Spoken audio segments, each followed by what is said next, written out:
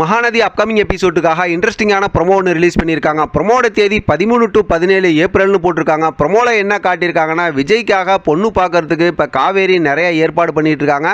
அதில் ஒரு விஷயமா பார்த்தோம் அப்படின்னாக்கா, ஒரு ஹோட்டலில் போயிட்டு இப்போ பொண்ணு பார்க்குறாங்க. பொண்ணெல்லாம் உட்காந்துருக்காங்க. இப்போ அங்கே போயிட்டு இவங்க தான் அந்த பொண்ணு அப்படின்னு சொல்லிட்டு அவங்ககிட்ட பேச வைக்கிறாங்க விஜய்.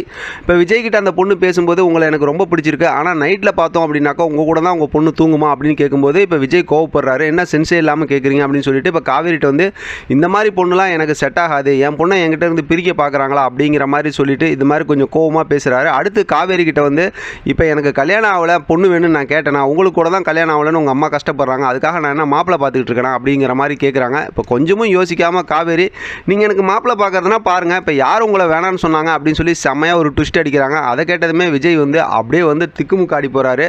உண்மையிலுமே ப்ரொமோ பார்த்ததுக்கப்புறம் உளுந்து சிரிக்கிற மாதிரி தான் இருந்துச்சு. செம்ம இன்ட்ரெஸ்டிங்கான ப்ரொமோ அப்படின்னு தான் சொல்லணும். ஆனால் காமெடி கலாட்டாக பஞ்சமே இல்லை. என்ன கதையில் ட்விஸ்ட் கொண்டு வர போகிறாங்க அப்படிங்கிற பெரிய ஒரு எதிர்பார்ப்பை தான் ஏற்படுத்தியிருக்காங்க. பார்க்கலாம் என்ன நடக்குதுன்னு. இதை பற்றின உங்களோட கருத்து கமெண்ட் பாக்ஸ் தெரியப்படுத்துங்க. தொடர்ந்து ஆதரவு கொடுங்க. தேங்க்யூ ஃபார் வாட்சிங்.